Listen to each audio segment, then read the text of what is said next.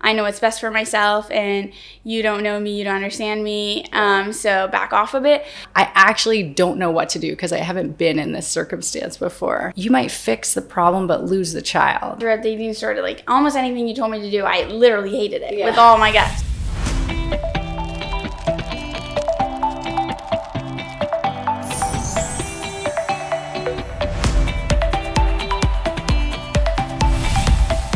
Being a parent is a high calling and it's deeply rewarding. I'm your host, Natalie Mann. I'm a mom of 6, so I know firsthand that parenting is full of challenges. Welcome to Rooted Parenting. I'm here to help you honor God as a parent and raise your kids to know and love Jesus. Today on the podcast, we're going to be talking about what to do when your teen is a perfectionist. And I'm so happy that I have Leila with me today to talk. Leila, can you tell us a little bit about yourself? Yeah, so I'm the second of the Mann children, and I graduated from SPH Village almost 2 years ago. So I'm studying currently in the U.S. at a place called Covenant College. But it's really good to be back. The whole family's back together for Christmas, and I'm happy to be here. Awesome. Thank you for being willing to be on the show. It's kind of a new thing to have a parent and child on the show, and it's partly because I've been thinking about being a parent of a teen and how it can be kind of overwhelming. And I think back and realize that it was a hard season for me as a mom. And I just thought it would be kind of cool to talk to you about what you remember, what I remember, hopefully encourage parents in the journey. One of the things that's kind of unique about teens is that often they tend to distance themselves from their parents in that stage of life where they've gone from being a kid to sort of developing into adulthood.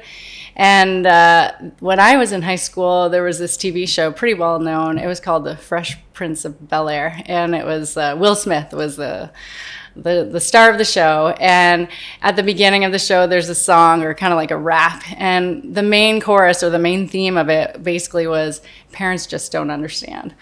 And of course, when I was in high school, I felt that, and I presume you felt that too. So I guess one of the questions I have for you is, can you describe the influence that friends had on you when you were a teen?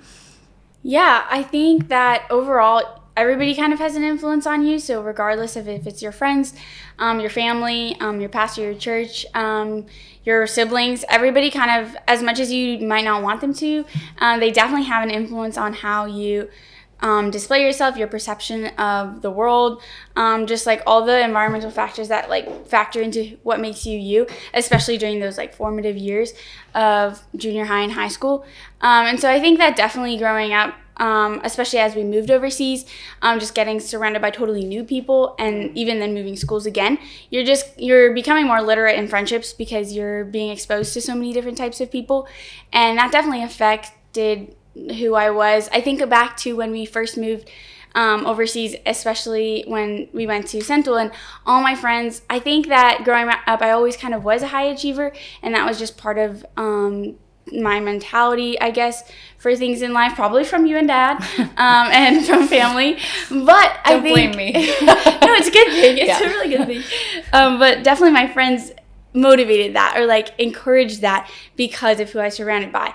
Because being surrounded by people who were high achievers also made me, I'm also very competitive, so that probably factored into of being just highly motivated in my work, diligent, hardworking, and I think all like my siblings have that too. Just from this context, and a context where being high achieving does in your friends affects you just as much as your parents or your siblings and other things. So friends, definitely shaped me a lot during high school. For sure. And I think I remember too, in contrast to living in Canada, like you said, you had peers who tended to really care about academics in particular, and I saw how that had a positive influence on you and probably all our kids, because and like lasting too, like it didn't go away, right? That's just kind of who I am, right? Even though you're not surrounded by those peers anymore, not necessarily. Right? So that's definitely an example of positive influence that friends would have had on you in that season where you were sort of early teens. I do remember also sort of trying to figure out how to navigate you, knowing that, when you were younger, there's always that deep connection. And then as every child goes into those preteen, teen years, there does tend to be a little bit of a hesitance or a little bit of reluctance to be fully connected to parents. And I think back to a season where we were trying to figure something out with you, and I would say to you, okay, Leila, let's go on a date on Thursday night, let's say. And sometimes you'd be fine with it, and other times you'd say things like, oh, I have too much homework, or nope, I don't think I can. And it was a bit of a struggle, and sort of like pulling. I'm pulling and you're pulling back a bit. Do you remember that kind of? Yeah, I think not specific instances, but definitely, yeah, I think there's a growing tension because you like the Prince of Bel-Air know what's best because you are you. And so I think everybody kind of, there's always hints of that regardless of how old you are.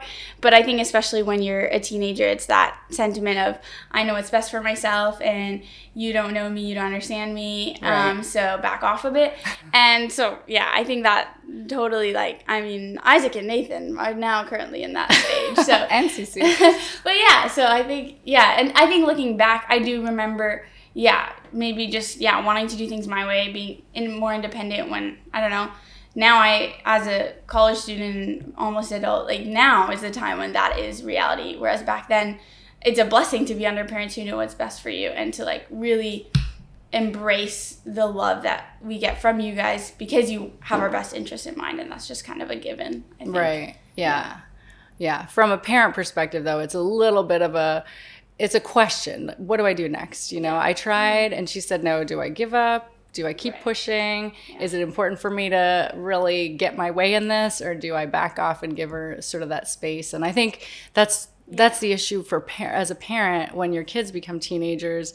You kind of lose that full authority role, and you're transitioning into becoming eventually more of a coach, more of somebody who guides but doesn't completely direct. And so then, we have to relearn our roles too as parents. So I do remember when you were an infant, so you didn't have any say. This is, you shouldn't. And I was part of a Bible study. We lived in Halifax, and it was a women's Bible study. And at the end, we would always have prayer requests. And there was this one mom who regularly would ask us to pray for her teenage daughter. And every time she would bring it up, she would get really upset. We didn't know all of the details, but over time we understood that her daughter was making poor choices. At one point, she was really lamenting the fact that her daughter might not even graduate high school, might actually have dropped out or was about to drop out. And I just remember at the time being a parent of little people thinking, oh my goodness, I'm not ready for this. And feeling sad for her, but not understanding it. And then once you got into teenagehood, I started to realize, oh, I know where those tears came from. It's that feeling of, I actually don't know what to do because I haven't been in this circumstance before. So, of course, I'm not expecting you to speak to the parent side, but it is just really good to hear what you think from your memories. So if you think back to your teen years, because you're pretty close to the end now, you're only, 8 or 9 months before you'll become 20 years old, you'll be more of an adult, you're already pretty well an adult. What would be the hardest part of your teen years that you can recall? Yeah. I think... I definitely think it had a lot to do with just the seasons that I went through, as opposed to a specific major event or life crisis or whatever, as probably happens to some teenagers. But for me, I think definitely after moving to Indonesia, there was definitely a couple years that were maybe not in the moment I wasn't oh, this is terrible, I hate this, it's terrible, the worst thing that ever happened to me. But definitely looking back, that because so much growth happened because of it, namely an eating disorder that I experienced, I think that is a thing that I can look back to as that was hard, and it was hard on the people around me. It was hard on me emotionally and physically and spiritually. And so I think that definitely that season of not wanting to acknowledge that I had something wrong, or that I had to deal with something or actually undergo a process of healing and restoration. And then obviously once I acknowledged that, thanks to the people around me, like you guys, then obviously the period of healing and going through that afterwards, I think, is a lot easier to reflect on because you've acknowledged at that point that like you need help, and that had so much growth because of it. So yeah, definitely probably that season would have been the hardest. But it wasn't like bad in a very depressing way. It's just more something that, looking back, I think I did grow in my faith a lot, and I grew a lot in terms of like trust and depending on you and Dad, because you really were the only people like who spoke into my life and like turned me around basically. And also, yeah, and just growth personally, because even like in college, I think it was a month ago or something, no, maybe 2, we have chapel 3 times a week, and a lady was speaking about basically personal struggles, and she had something totally different, but her big thing was just kind of reflecting on the fact that there are certain desires that you have in those periods that aren't bad, but it can manifest itself in something that is negative or adversely affecting you. So like, just because I had an eating disorder doesn't mean that like everything was going wrong and the world was terrible. But in fact, it might have been actually a good desire that I had that was just manifesting itself in unhealthy habits and really negative like self-reflection and things like that. So that was interesting, because even now, I'll be like learning more about, or I took an abnormal psychology class, learned a lot about it from a psychological perspective, and it was just interesting to be like, wow, I was really in those shoes. And I couldn't have identified what I was thinking then. But now to think in retrospect, it's a lot easier. Yeah. So if you were to put us into your mind in that season, what were you thinking or feeling that was causing you to make poor decisions about your own eating habits? What was driving it, or causing that problem to display itself? Well, seeing as it's my thoughts, it probably wouldn't have made a whole lot of sense. But I think we had just moved, and I think it lasted for several years of just, I think it was like nothing I can't control. I think this is how I think of it now. I don't know if this is very true, but nothing in my life I can control, like literally nothing. And so I think when you're in that spot, it's like, well, I can control at least like how I think about myself, or how I consume food, or how I don't consume food, or how I clothe myself, or all these like kind of arbitrary things, honestly. I mean, essential to human living and healthy lifestyle, but essentially just little random things. And so being able to control that like being in control of that was probably what I was thinking. It probably had a lot to do, like we mentioned earlier, with social pressures and just stigma surrounding, I don't know, different cultural views on things, not in any bad way, but also just in a way of, oh my goodness, I'm in a new place. And I don't think it actually does make a whole lot of sense. And probably other people who've experienced it or things similar would say it really doesn't make a whole lot of sense. But I think it does when you're in it, because it just does. Because I'm not going to do things irrationally for the fun of it. To what degree do you think it could have been due to being a perfectionist in some way? Yeah, I think, definitely perfectionism, just in the sense of just desiring high standards for oneself. And that can probably have good and bad influences or kind of results. But I think, definitely controlling in a way of, when I'm a perfectionist with my grades or that type of thing, I just want to get the highest grades. I want to be in control. I don't want to get a grade I didn't expect or something like that. So with eating, or with the trends in one's behavior, like over the course of just a day, I wanted to be in control. I just wanted to have, like, know what I was going to eat, know what I wasn't going to eat. Just kind of with a goal in mind, which was probably just feeling, I exercised nonstop all day, every day, basically, as soon as I moved to Indonesia. So there's that too. And I've always loved science. So there's definitely the whole, like, the calories I'm intaking, the ones I'm burning, like all of that was going on in my head because I wasn't not aware of that. Although I think we tried that strategy of just looking at calorie intake and how much you exercised and try to convince you that you had to eat enough that you didn't burn more than you consumed, and it didn't get us that far.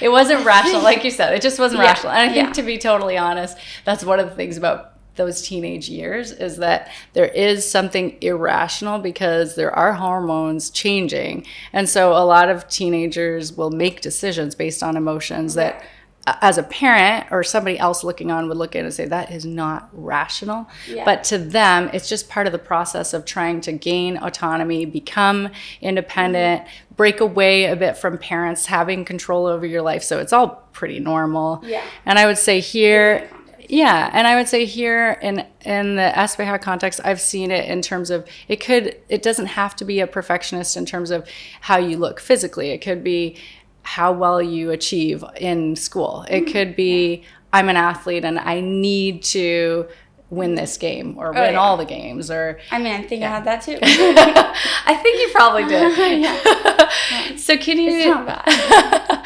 Well, and but that gives us a chance to reflect and see how God used it for good. So I guess, that's my next question is, how did you grow in that season? I think that a lot of the healing happened because of you and Dad, but it was because I saw that you guys did in fact love me, and that requiring me to literally eat everything on my plate, and then I couldn't go to the bathroom in a given time after, and like all these like rigid things, or like I had to go home because we lived on campus. I couldn't eat lunch at school because in the weeks and months and maybe year leading up, I would barely eat anything in breakfast because I could get away with it because you could rush out the door. 6 of us always, and then I could go to school and not bring a lunch because it's fine to not bring a lunch, and then I'd go home and maybe eat a bit of dinner. And so then having lunch be the time when I had to go home, just walk right up the hill and then sit and eat all the things that you made me, which was a lot.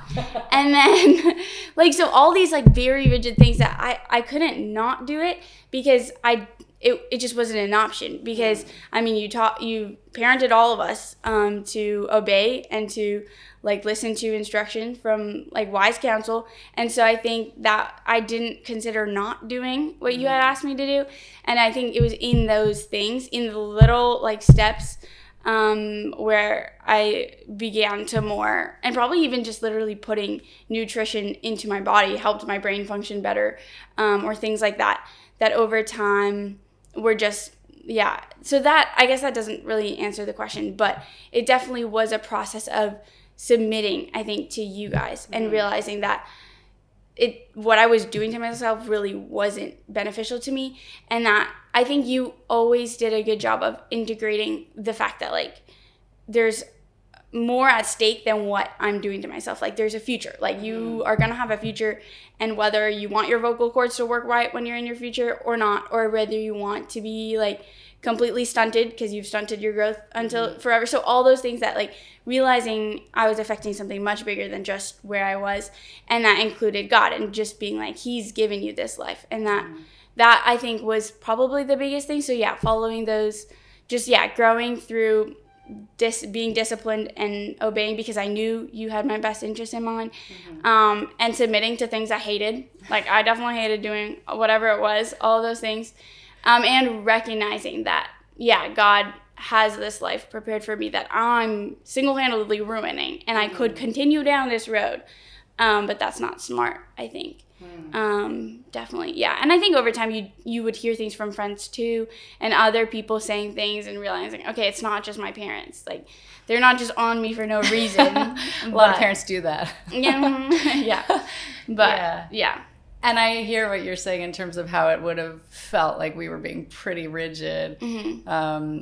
And to be honest, those ideas didn't really come from us. We tried kind of all the other strategies first, which was, subtly, and then we just realized you weren't able to make those good choices for yourself. And I wouldn't have come up with that. I was making decisions that I thought were good. Yeah. And I knew for a fact, it's just a different perspective. I think because you had a perspective that was looking into my situation with love, and I knew I knew for a fact you loved me. And so I think that's important too with the parents and children nowadays, because if I know you loved me, then it was whatever they're telling me, even though I hate it, even though and you did have a better perspective on the situation, then I could actually trust that, even though I didn't want to. Right. And I think there was a time when I do remember, because you would always feed everybody else, right? You'd always be the one who would cut up you know, if it was a lasagna, you would cut it into pieces and serve everybody. Mm-hmm. But one particular time, actually, Daddy was out of town, and you cut all the pieces, and then he got to yours, and you probably cut a quarter of the size for yourself. It was obviously not an appropriate amount. Put it on your plate, and we all sat down to dinner, and I said, well, you have to eat more than that. And you said, I'm not going to. And I said, well, you have to. And you said, I am not going to. And I said, go to your room. And then I thought, oh my goodness, now I don't know what to do, because those are the strategies you use with little kids. Yeah. But you had already transitioned, and I still hadn't figured out what to do. And so, to be honest, the only reason we came up with those hard strategies was because I went to see... Yeah, it probably doesn't help that I'm so stubborn. So I went to a professional and asked her opinion, an eating disorder specialist. And she said, you're the parent, your kid isn't making good decisions, you need to reclaim that control. You know how much food is appropriate for your daughter who's 13, just like your kid who's 7, you would feed him a certain amount. When it's mealtime, you serve her. Right. And so that I needed somebody to tell me. I needed an expert. And that applies to everything, like not just eating disorders. No, it's true. And sometimes I think as parents, we're afraid to be so strong in that season, because we're afraid that you're going to turn away and walk away. And certainly some of the literature that she shared with me, I watched all these videos that sort of told me what's going to happen next in the seasons. And there was one when they were preparing us for telling you that I'm going to be deciding what you eat from now on. I watched the video, and it was kind of like a reenactment, and it was a daughter losing it and, you know, getting really mad. And I don't think I did that. No, and to be totally honest, I remember we had been in Canada. We were coming back to Indonesia, and I had prayed, thought, okay, Lord, I need your help because I don't know how she's going to respond. And I don't know if you remember this, but I took you to Giuliani's. I took you to our favorite Italian restaurant, got you food that you did like. And then I just said, Leila, you're going to be coming home every day for lunch because you're not able to make good choices. Yeah. And I'm going to give you the food, and you're going to have to eat it. Yeah. And you're not going to go to the bathroom, and you're going to go straight to school after that. And I waited. I was actually pretty scared that was going to be the moment you would reenact what I had seen on the video. And you just looked at me and you said, okay. And I thought, thank God. I went home and said, honey, God gave us an angel. She didn't respond the way that they would. So I think for me, a huge part of the journey was just praying, because... No, yeah. I was going to say, it's probably because at that point, God had already been working on her, and I already probably realized, thanks to, like miraculous intervention, that you knew what was best. So it was probably... that prayer. Right. Yeah. And it wasn't one. It was, you know, as you described, there were many mornings when you left without eating, or you would try to leave when I didn't see you leaving. And then I'd turn around and see, you know, that your plate of breakfast was still there, and think, oh my goodness, and just cry and pray. And of course, God in his kindness heard. And so I'm extremely grateful.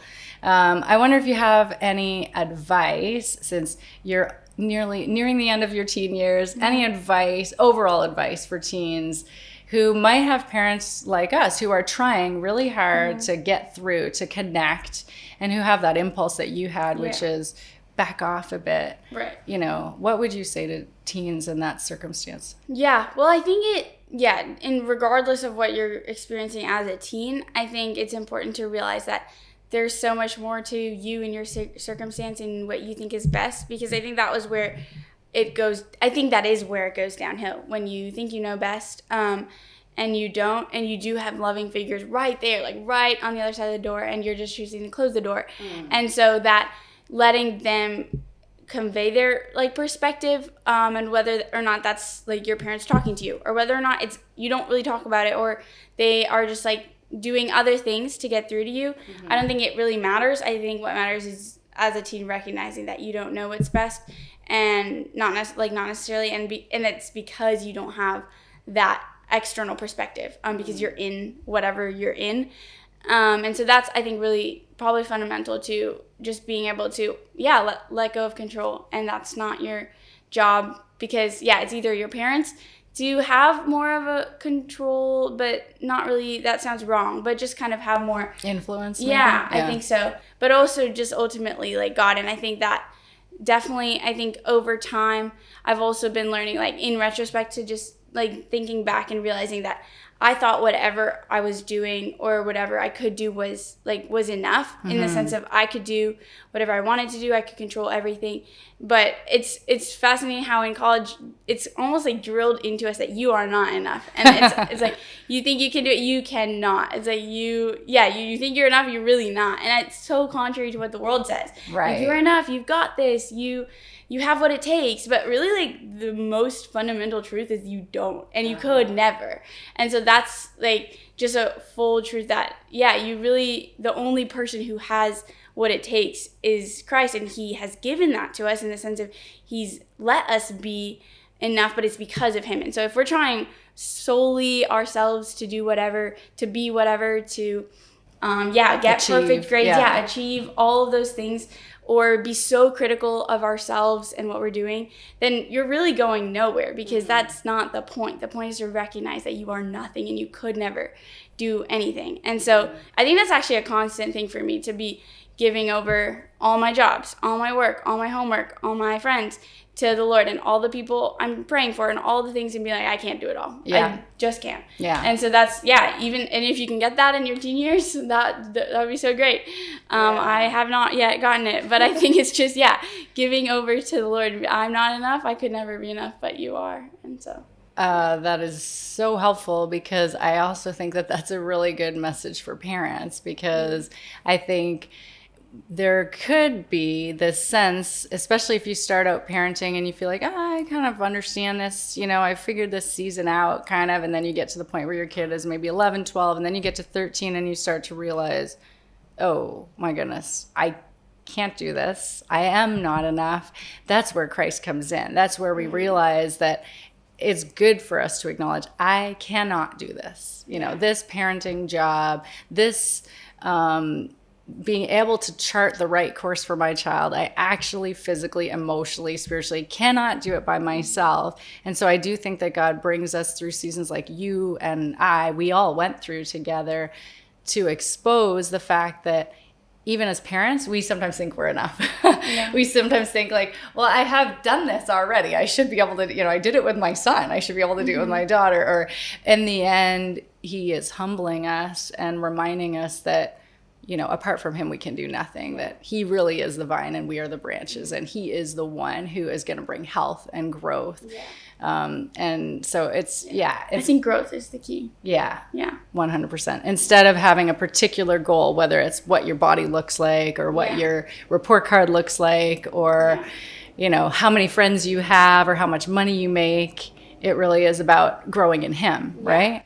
Or even, and just growing in recognizing that whatever a perfectionist means, or whatever high achieving, or whatever that is, the implications of that aren't bad, and it might manifest it in ways that are detrimental to different aspects or seasons of your life, but really he's always working through that, and it's about how you grow in those situations. And like, I'm still learning from something that happened, or that is still part of who I am, because it's not gone. He's not done and gone. Whatever. But so I think that's just important too. Right. And what about if I asked you, I know you're not a parent, but from a teen perspective, what advice would you give to parents like me? So I still have Cece, who's only just entered teen years, and Mark, who's still 11. And so I know they're going to have different journeys. What kind of advice would you give to me and to other parents who are maybe just on the verge of parenting teens? Well, one of the things that I think stands out is that kind of goes back to the rigid things that parents can do and implement just for the lives of their children, because structure is so good, and having those things that you have to do or you have to not do, or just having parents who care about you. I think one of the funny, I've told my friends more than once, because a lot of my friends will be like, oh, they'll notice that I I don't work on the Sabbath, or something, anything to do with the Sabbath, because it's unusual that, like, we grew up in a family where you don't do your homework on Sunday, you don't study for an exam on Monday because it's the Sabbath, and just the values that come along with what it means to take a day of rest, or give it to the Lord. But I think that connects to that is just growing up. I think I see it more with the younger kids, but I'm sure Dad did it to us too. But some evenings it would get to 8 or 9 o'clock or 10, depending on how old you are. Yeah. And we'd be done family worship, and you'd say, "Oh, I have a couple more pages to read, or I have to write the rest of my paper." And I would say, "No, you're going to bed." Yeah. Well, but I have stuff to do. And he'd say, "No, you're going to bed." And right. So just that kind of, wait a minute. Your parent can have authority of you, and you might think it's totally, no, like, I have to finish this, due tomorrow. Right. But that's on you. You've either put it off, or maybe you've actually been working so hard all day and you actually only have a bit left to do, but no, you're going to go to bed. And so just kind of relinquishing control and your parents know what's best. And if that means you're going to show up to school without something done, so be it. Because I think that was a lot of values come just from, that goes back to you can't do it all, and you never will be able to. And so that was just definitely drilled in us from a young age, you're going to go to bed, you're going to, like, do what matters most. And learn not to procrastinate, I guess, is the value that comes from that. But I think little things that you and Dad did to instill those kinds of value in us definitely is something that I would recommend to parents who want to implement structure in their kids' lives, but also do it in a way that it's not just because I want you to fail your test tomorrow, it's because you're going to sleep and you're going to plan your time better next time. Probably as a parent, that's your primary goal, I think, is to create not only a relationship with your child, but a home environment that will be sustained throughout things like teenage years when things go hard or messy. Yeah, and I like how you're describing structure that is implemented out of love. And I think so many times as a parent, you can get really fixated on what should I do, but not why am I doing it, or how I'm doing it. How. And so I think even as I've been sort of trying to research more about teens and understand better what is our role, one of the biggest takeaways is that the relationship is far more important than whatever the problem is at hand. So even though a kid might struggle with one particular issue or be a perfectionist in one area of their lives, if you fixate on that and make life all about rules, about whatever that is, if it's a sport or it's academics, you might fix the problem but lose the child. Right. And so I think that's one thing that I learned is how important it is to keep trying to maintain a healthy relationship. And with you, I mean, there were times where I would invite you out and you would say, no. And then I would feel like I want to cry. And then I'd go and say, Lucas, do you want to go on a date? I would just pick a different kid because I still needed to connect. And I mean, also it might have helped you to see, that might have been useful to have had time with my mom, even if I felt like I didn't want it in the moment. So I think that is one of the things that I'm still learning is that if we want to have a healthy relationship with our kids as they grow, it has to be maintaining along the way those connections, and it can't be just about behavior modification. It can't be, I expect you to wear this because I told you to wear this. It has to be, you don't want to wear this, let's talk and have a conversation and try to understand each other and maybe even disagree, but still be in conversation as opposed to shutting down and saying, well, she won't listen, so I gave up on that. Because I think in the teenage years, that's one of the biggest dangers for us as parents is that we can get just so frustrated that we just back off so much that we let kids have free reign, and in the end it's unhealthy for them and it's unhealthy for our relationship because it looks like we don't care anymore, but it's really we're just frustrated or we just don't know what to do anymore.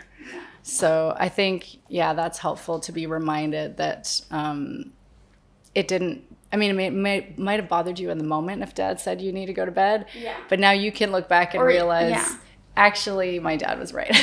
Or even just like, throughout the evening, sort of like almost anything you told me to do, I literally hated it with all my guts. But it was like, well, I'm going to do it anyways. And so, but I wouldn't have been that way if it wasn't for how you'd already been loving me throughout other things you'd asked me to do, or other things that were hard but I had to do anyways.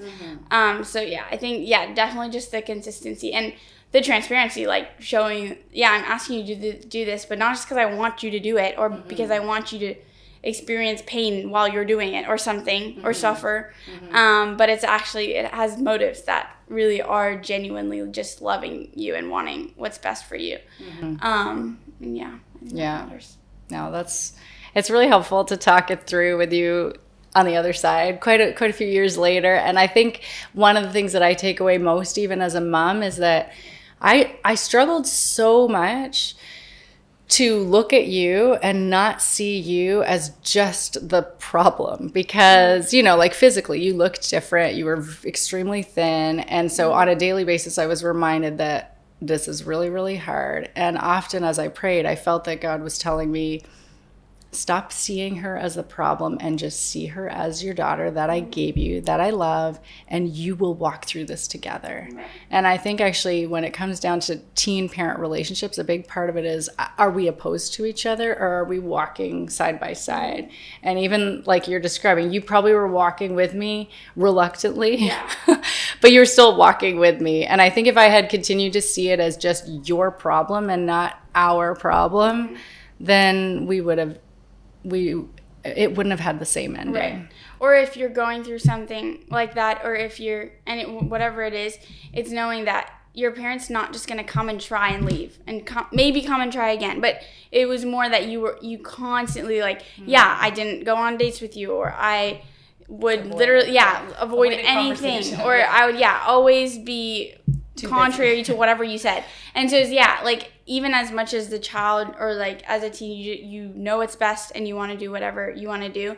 Like a parent who is consistently like trying, or not giving up in a sense, I think are the ones that will actually, you'll see it through to the Lord really bringing redemption and restoration to both the relationship and whatever they're experiencing that makes them want to turn the other way. Because it's probably easy. It probably would have been way easier just to let me do my own thing, but it was that you didn't. And and I think that just shows so much. I think is definitely the role of the parent.